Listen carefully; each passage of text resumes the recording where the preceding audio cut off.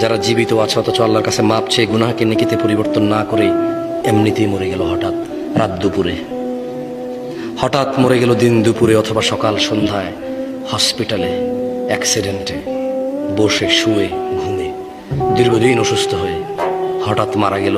তার গুনাহগুলো গুনাহ রয়ে গেল, এগুলো তার জাহান্নামে যাওয়ার কারণ হয়ে বসবে। অথচ গুনাহগুলোই নেকিতে পরিবর্তন করতে পারতো সে বেঁচে থাকা অবস্থায়। এই যে নিঃশ্বাস চলা অবস্থা যদি বলতো যে ইয়া আল্লাহ আর করবো না, তুমি সাক্ষী, আমি করলে তো তুমি দেখবাই, কোথায় করবো তোমার থেকে লুকিয়ে।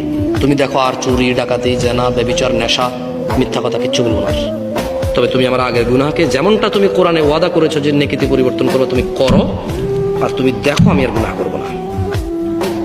আকুলু কওলি হাযা ওয়াস্তাগফিরুল্লাহ লি ওয়া লিসাইরিল মুমিনিন ফাস্তাগফিরুহু ইন্নাহু হুয়াল গফুরুর রহিম। আমি আল্লাহর কাছে আমার জন্য এবং আপনাদের সবার জন্য ক্ষমা চাই।